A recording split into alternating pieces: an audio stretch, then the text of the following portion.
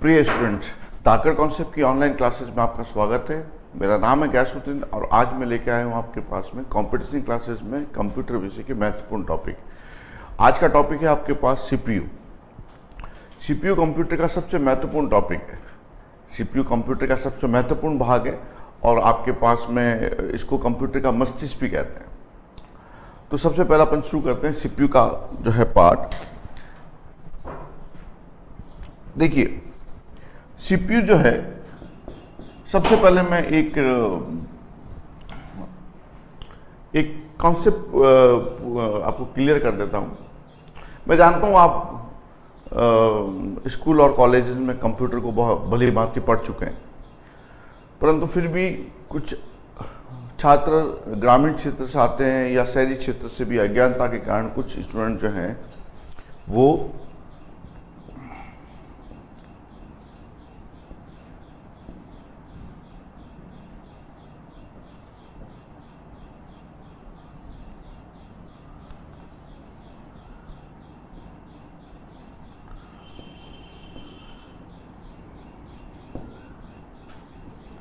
वो इस कैबिनेट को,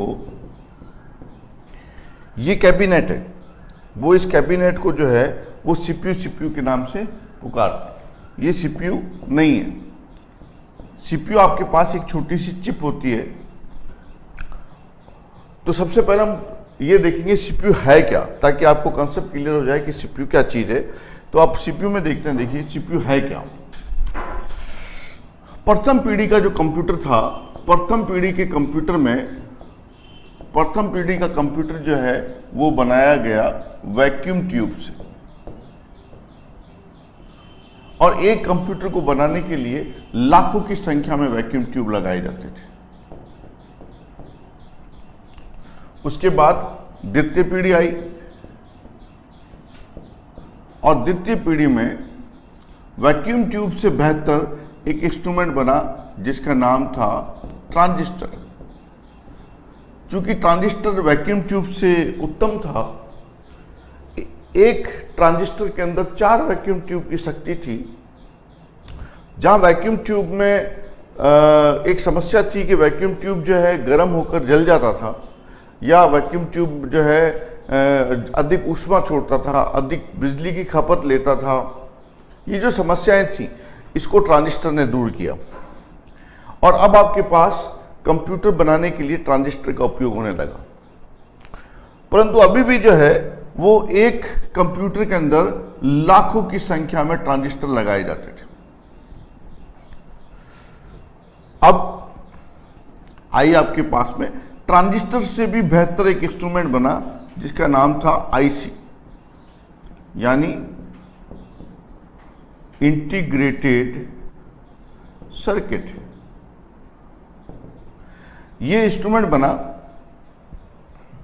ये एक जो था वो आपके पास ट्रांजिस्टर से भी बेहतर जो है एक चिप थी। और इस चिप में जो है वो हजारों ट्रांजिस्टर की शक्ति थी। जहां पर आपके पास लाखों की संख्या में ट्रांजिस्टर लगाकर कंप्यूटर बनाए जा रहे थे, वहां अब जो है, जहां लाखों की संख्या में जो ट्रांजिस्टर लगाकर कंप्यूटर बनाए जा रहे थे, अब आपके पास कुछ सैकड़ों की संख्या में जो है वो आईसी लगाकर कंप्यूटर बनाए जाने लगे। ये जब कंप्यूटर आईसी से बनने लगा तो ये पीढ़ी कहलाई आपके पास में तीसरी पीढ़ी।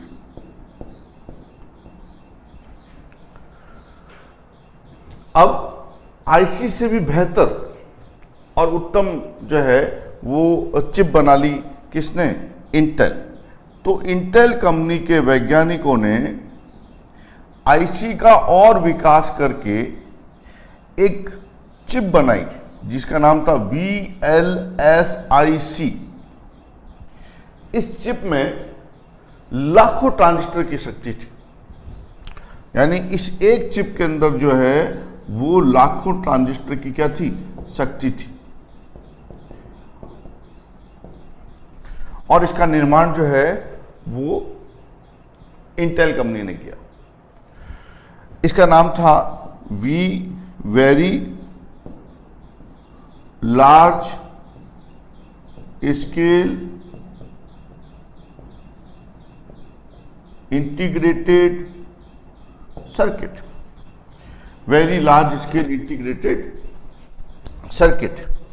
ये जो चिप थी इसमें लाखों ट्रांजिस्टर की शक्ति थी। ये जो आपके सामने दिख रही है ये आपके पास में VLSIC यानी very large scale integrated circuit chip.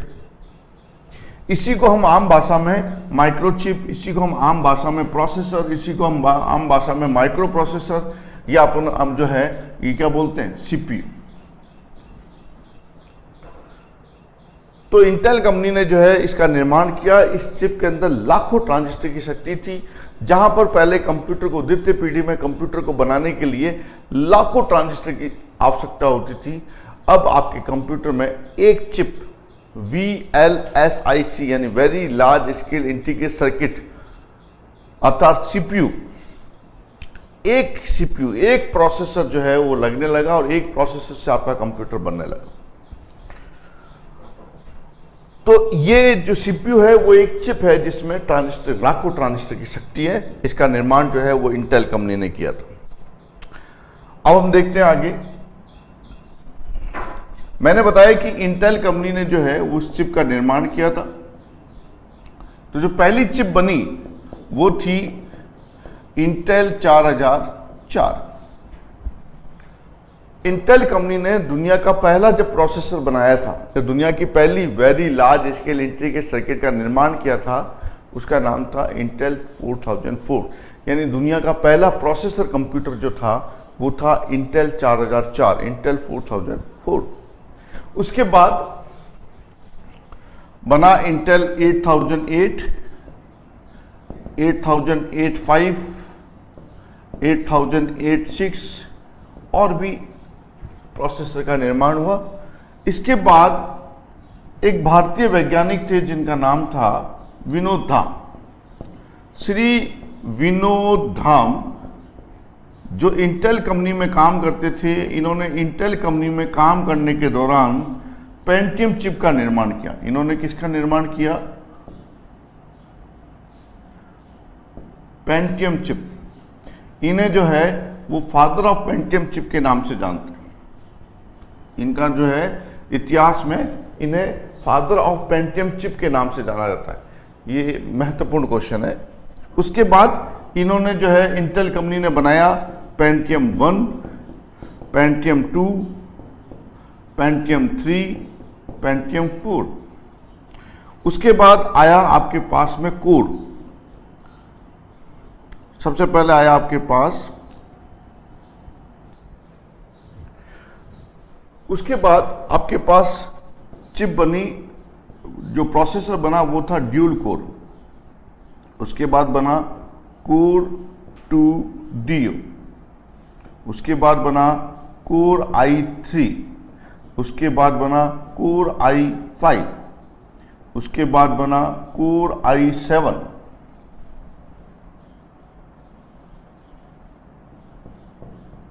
Core i7 और अभी लेटेस्ट जो है वो है कोर i9। अब जब शुरुआत में ही इंटेल 4004 बनाते समय ही जो है एक CPU, एक वेरी लार्ज से इंटीग्रेटेड सर्किट में जो है लाखों ट्रांजिस्टर की शक्ति थी, तो दिन ब दिन जब प्रोसेसर बनते गए तो ट्रांजिस्टर की जो साइज थी वो छोटी होती गई। वैज्ञानिकों ने ट्रांजिस्टर की साइज छोटी करते गए और उसमें जो है CPU के अंदर ट्रांजिस्टर की संख्या को बढ़ाते गए और उसकी ताकत और ज़्यादा बढ़ती रही। आज जो है वो आपके पास में कई लाखों की संख्या में जो है वो ट्रांजिस्टर की शक्ति आज के CPU के अंदर, जो प्रोसेसर के अंदर है। तो इस तरह से जो है चिप बनते। अब ये तो है कि प्रोसेसर यानी चिप या VLSIC, very large scale integrated circuit है क्या? ये एक चिप है जिसमें लाखों ट्रांजिस्टर या कई लाखों ट्रांजिस्टर की शक्ति हो सकती है। इसका निर्माण जो है वो इंटेल कंपनी ने किया था। दुनिया का पहला जो बना था, दुनिया का पहला प्रोसेसर जो था, ये क्वेश्चन आपसे पूछा जा सकता है कि दुनिया का पहला प्रोसेसर था इंटेल 4004 और दुनिया का जो लेटेस्ट यानी सबसे आधुनिक जो प्रोसेसर है वो है कोर i9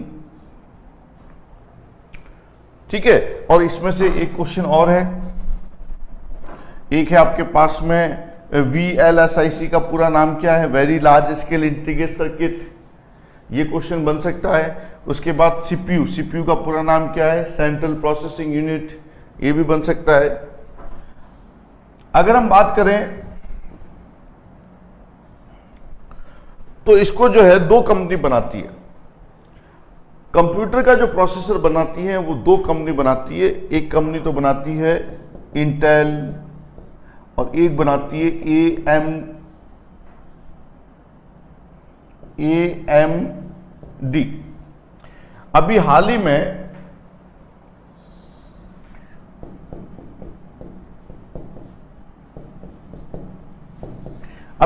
में मोबाइल का जो प्रोसेसर है वो आपके पास एक कंपनी ने बनाया था जिसका नाम था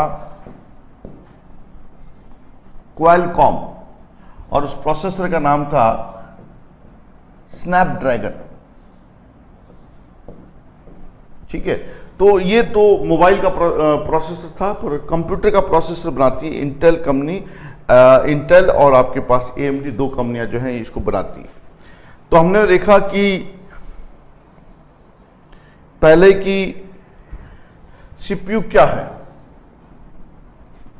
अब हम देखेंगे कि कौन कौन से CPU आए हैं। मैंने बताया आपको ये core I dual core, core i7, core i9, ये जो है अपनों ने पढ़े। अब हम पढ़ेंगे CPU का काम क्या है। तो हम देखते हैं CPU का क्या काम है। तो अब हम देख रहे हैं CPU का कार्य। देखिए, कंप्यूटर के अंदर CPU जो है वो सबसे महत्वपूर्ण भाग है, सबसे महत्वपूर्ण भाग, और हम कह सकते हैं कि इसे जो है वो कंप्यूटर का दिमाग या मस्तिष्क भी कहते हैं। तो ये एक्चुअली में कंप्यूटर का जो है वो मस्तिष्क। अब इसके तीन भाग होते हैं, इसके मुख्य रूप से जो है CPU के तीन भाग होते हैं। पहला भाग जिसको हम कहते हैं CU, दूसरा भाग जिसको हम कहते हैं ALU, और तीसरा भाग जिसको हम कहते हैं मेमोरी। इस CPU के अंदर भी जो है वो तीन अलग अलग भाग होते हैं। पहला भाग जिसको हम CU कहते हैं, इसका पूरा नाम है कंट्रोल यूनिट। कंट्रोल यूनिट जो है वो कंप्यूटर के अंदर गणना करने के अलावा सभी प्रकार के काम करता है। ये कंप्यूटर में प्राप्त सभी निर्देशों को नियंत्रित और निष्पादित करता है। कंप्यूटर जो है, जब आप कंप्यूटर के अंदर किसी फोल्डर को क्लिक करते हैं, स्टार्ट बटन पर क्लिक करते हैं, किसी फाइल को सेव करते हैं, किसी फाइल को ओपन करते हैं, किसी डाटा को डिलीट करते हैं, तो ये सारे जो हैं जब आप माउस के द्वारा क्लिक करते हैं तो एक कमांड जारी होती है। वो कमांड रैम पर जाती है और रैम से वो प्रोसेसर में जाती है, और प्रोसेसर का CU भाग यानी कंट्रोल यूनिट भाग जो है उस कमांड को निष्पादित करता है। जैसे कि आपने किसी फोल्डर को क्लिक किया, क्लिक करते ही एक कमांड जारी हुई, वो कमांड रैम पर गई, रैम से प्रोसेसर में गई, और प्रोसेसर में जो CU के पास गई, तो CU जो है कंट्रोल यूनिट उस फोल्डर को जो है वो ओपन होने यानी खोलने के निर्देश देता है। तो ये आपके पास सबसे महत्वपूर्ण भाग है। अगर मैं सिंपल भाषा में कहूं तो आपके पास में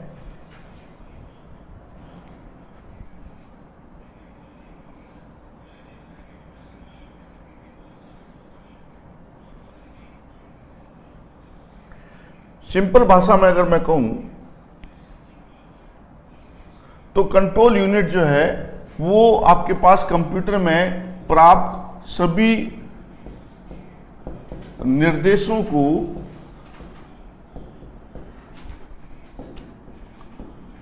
नियंत्रित और निष्पादित करता है।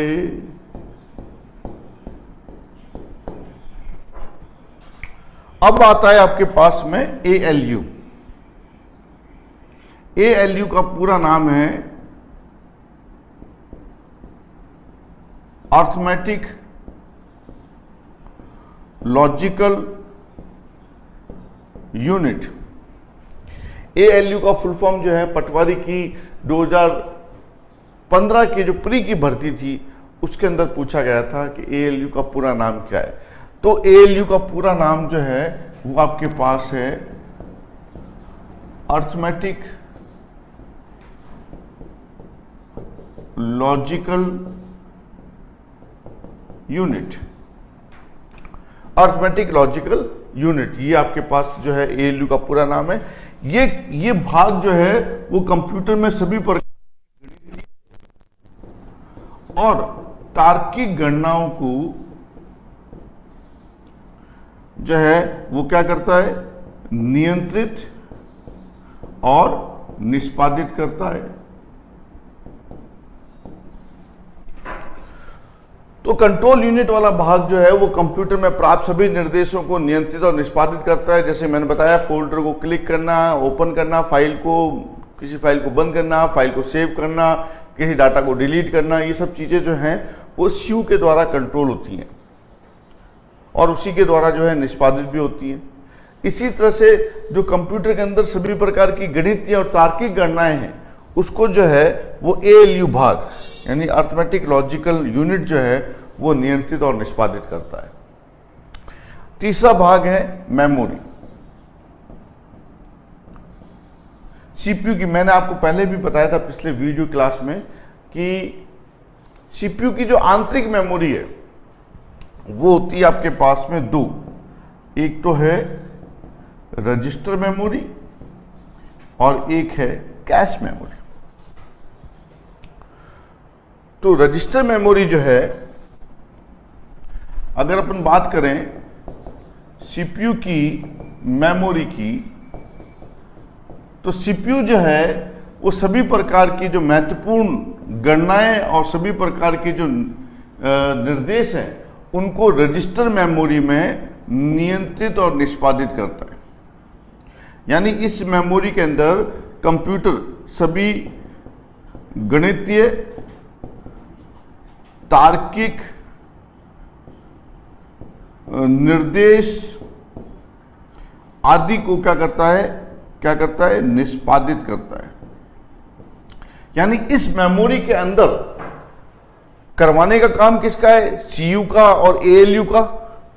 परंतु CU और ALU जो है, CPU के जो दो भाग हैं, वो जो गणनाओं को और निर्देशों को निष्पादित करते हैं उसके अंदर जो मेमोरी है, जिस मेमोरी का वो यूज करते हैं वो कौन सी है, रजिस्टर मेमोरी। हालांकि रजिस्टर मेमोरी बहुत डिटेल से पढ़ी जा सकती है, परंतु पटवारी, कांस्टेबल और ग्राम सेवक का जो कंपटीशन का एग्जाम है उसमें बहुत डिटेल से नहीं है, तो इसलिए मैं रजिस्टर के अंदर नहीं जा रहा हूँ। पर आपको ये मालूम होना चाहिए कि CPU की जो मेमोरी है रजिस्टर, ये कंप्यूटर के सभी महत्वपूर्ण गणनाओं को, सभी महत्वपूर्ण विश्लेषणों को, सभी महत्वपूर्ण निर्देशों को जो है CPU इसी मेमोरी के अंदर जो है निष्पादित करता है।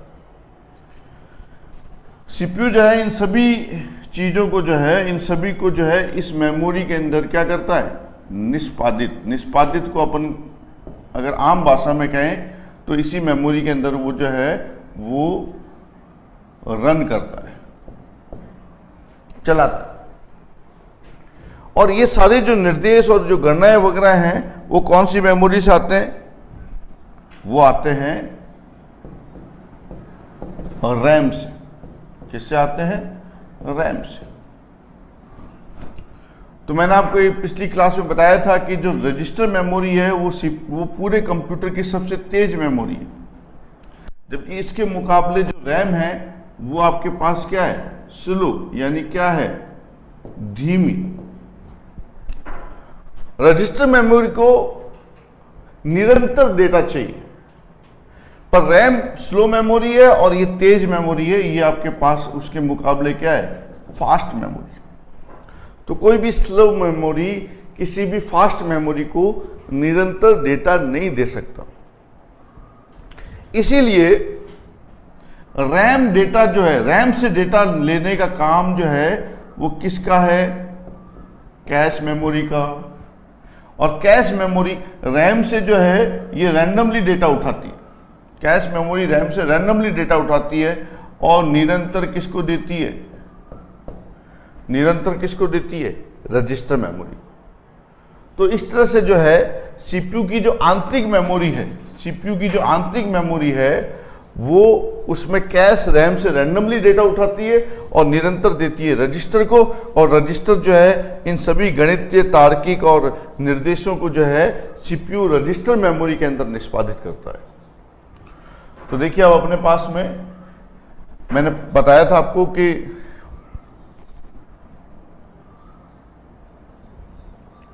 सीपीयू के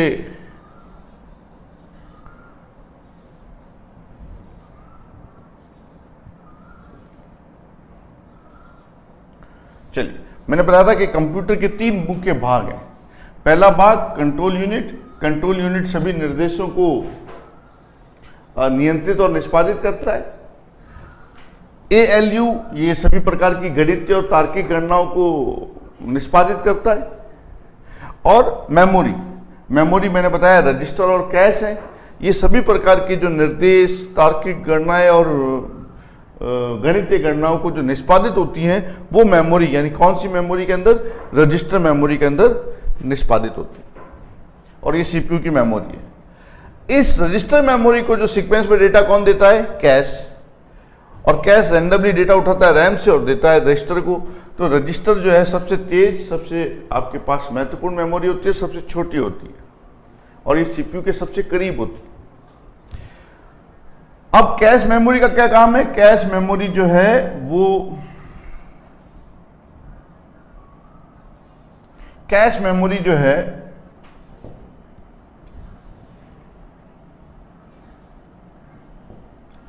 कैश मेमोरी जो है वो तालमेल बैठाती है, या हम इसको कह सकते हैं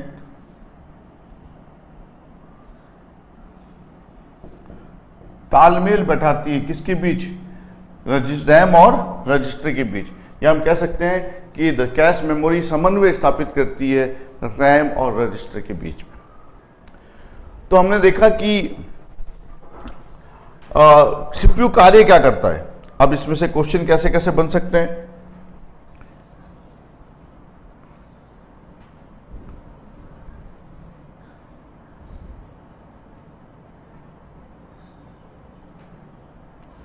अब इसमें से क्वेश्चन कैसे बन सकते हैं? देखिए, सबसे पहले सीयू का पूरा नाम, कंट्रोल यूनिट। एएलयू का पूरा नाम, अर्थमेटिक लॉजिकल यूनिट। सीपीयू की आंतरिक मेमोरी कौन कौन सी है? रजिस्टर और कैश। सभी प्रकार की गणितीय और तार्किक गणनाएं सीपीयू जो है, सीपीयू का कौन सा भाग निष्पादित करता है? एएलयू। सभी निर्देशों को कौन निष्पादित करता है? Control unit. और उसके बाद रजिस्टर और रैम के बीच समन्वय स्थापित करती है कौन सी मेमोरी? Cache memory. तो ये तो था आपके पास में कि सीपीयू क्या करता है। अब हम देखते हैं, ये हमने देखा सीपीयू क्या करता है। अब सीपीयू की गति क्या है? अब नेक्स्ट पढ़ते हैं सीपीयू की गति।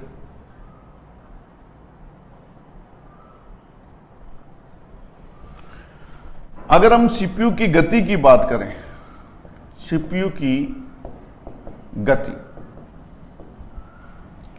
सीपीयू जो है 1 सेकंड के अंदर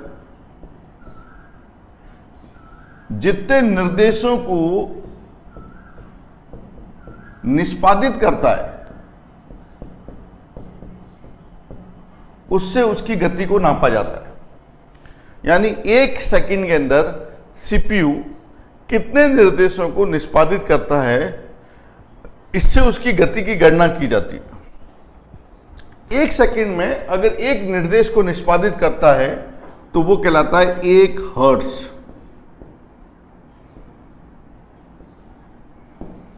वो कहलाता है 1 हर्ट्ज। इसको ऐसे लिखा जाता है, Z बड़ा होता है और H बड़ा होता है और Z छोटा होगा, ये 1 हर्ट्ज कहलाता है। इंग्लिश में अपन लिखेंगे तो ये आएगा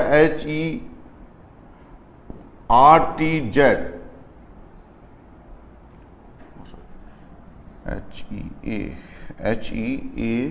HEARTZ हर्ट्स। तो एक हर्ट्स जो है इसको बोला जाता है। अब अगर मान लो 10 की पावर 3 निर्देशों को अगर 1 सेकंड में निष्पादित करता है तो वो हो जाएगा आपके पास किलो हर्ट्स। 10 की पावर 6 निर्देशों को 1 सेकंड में निष्पादित करता है तो वो हो जाएगा मेगा हर्ट्स। 10 की पावर 9 निर्देशों को अगर वो 1 सेकंड में निष्पादित करता है तो वो हो जाएगा आपके पास में गीगा हर्ट्स। तो hertz, kilo hertz, mega hertz, giga hertz, ये जो है वो आपके पास सीपीयू की जो है गति की मापन इकाई।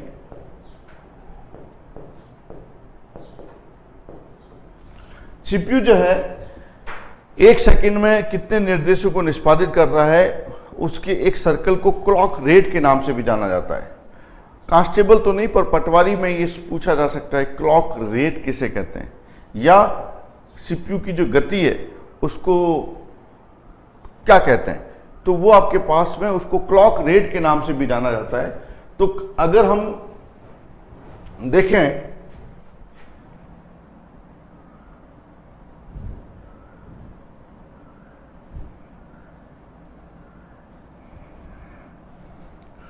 तो जब सीपीयू एक निर्देश को 1 सेकंड में निष्पादित करता है तो इसका एक सर्कल, ये एक चक्कर होता है, बार बार जो है वो निर्देशों को निष्पादित करता रहता है हर सेकंड के अंदर। उसका जो एक सर्कल है या उसका जो एक चक्र है उसको हम क्लॉक और रेट के नाम से भी जानते हैं, क्लॉक रेट। ठीक है, तो ये आपके पास में सीपीयू की गति से जो है वो आपके पास क्वेश्चन बन सकते हैं कि सीपीयू की गति को कौन सी इकाई से मापा जाता है, वो है हर्ट्स। अब kilo hertz, mega hertz, giga hertz, terahertz, ये बड़ी इकाइयों में से। और उसके बाद सीपीयू की जो गति है उसको क्लॉक रेट भी कहते हैं, या 1 सेकंड में एक निर्देश को जो निष्पादित करते हैं या जितने निर्देशों को 1 सेकंड में सीपीयू निष्पादित करता है उसका एक चक्र क्लॉक रेट के नाम से भी जाना जाता है। चलिए, तो हमने देखा कि सीपीयू की गति को कैसे नापते हैं। अब हम बात कर रहे हैं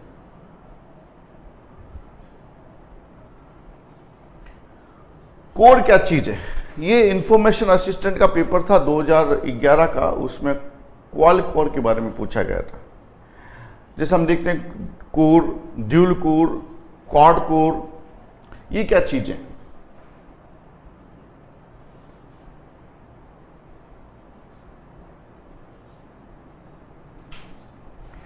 तो हम बात कर रहे हैं कोर की। जब आपके पास लिखा जाता है कोर, तो कोर का मतलब है उसके अंदर एक प्रोसेसर की क्षमता है या एक कोर है, यानी एक प्रोसेसर है। जब कहा जाता है ड्यूल कोर, तो ड्यूल कोर का मतलब है इसमें 2 प्रोसेसर की क्षमता है। अगर लिखा जाता है क्वाड कोर, तो इसका मतलब उसके अंदर कितने प्रोसेसर की संख्या है, कितने प्रोसेसर की ताकत है। 4 प्रोसेसर हैं या 4 प्रोसेसर की ताकत है। उसके बाद ऑक्टा कोर, सॉरी पहले लेते हैं hexa core. Hexa core, hexa core का मतलब है उसके अंदर कितने प्रोसेसर की ताकत है या कितने प्रोसेसर हैं, 6 प्रोसेसर। और ऑक्टा कोर, तो ये आपके पास है 8 प्रोसेसर।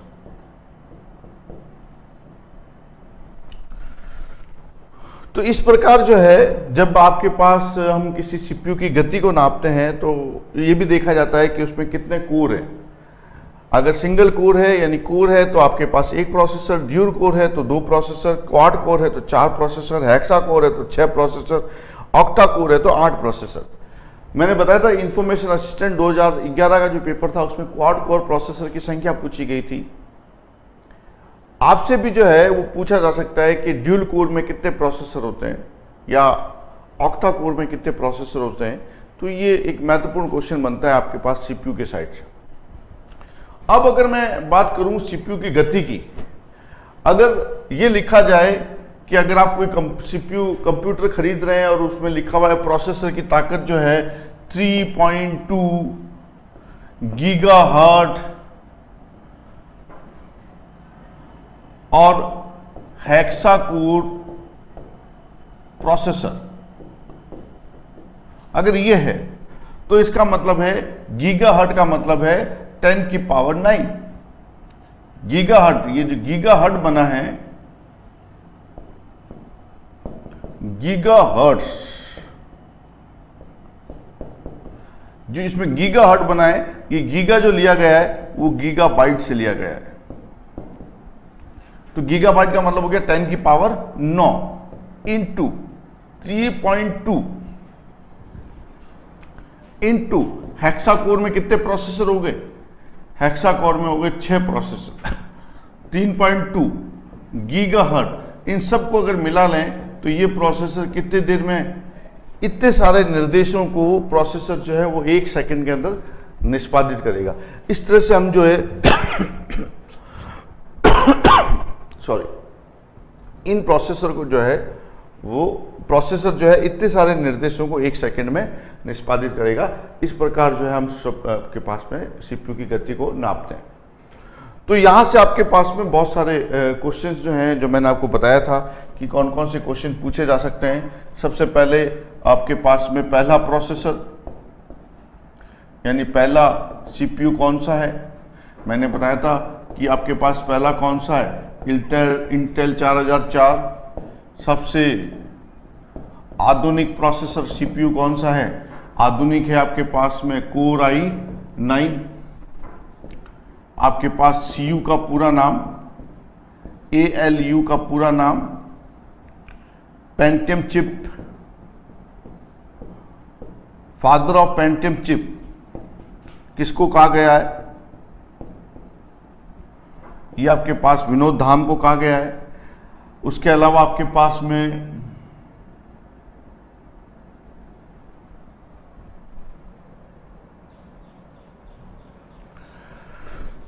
ठीक है, उसके अलावा आपके पास है VLSIC का पूरा नाम, सीपीयू का पूरा नाम सेंट्रल प्रोसेसिंग यूनिट, VLSIC का पूरा नाम very large scale integrated circuit. ठीक है, और इसमें से विनोद धाम जी का मैंने बता चुका हूं मैं आपको। उसके बाद पहला प्रोसेसर ये है आपके पास में, आखिरी प्रोसेसर कोर i9 है। उसके बाद आपके पास है हाँ CU ALU का पूरा नाम अर्थमेटिक लॉजिकल यूनिट। सीपीयू की आंतरिक मेमोरी कौन कौन सी है? रजिस्टर और कैश। सीपीयू जो है सभी प्रकार की गणनाएं और निर्देशों को निष्पादित कौन सी मेमोरी में करता है? रजिस्टर मेमोरी में। रैम और रजिस्टर के बीच में समन्वय स्थापित करने वाली मेमोरी कौन सी है? कैश। ये कुछ महत्वपूर्ण क्वेश्चन जो मैं आपको बता रहा हूं, ये आपके पास पूछे जा सकते हैं। पूरे कंप्यूटर की सबसे तेज और सबसे छोटी मेमोरी कौन सी है? रजिस्टर।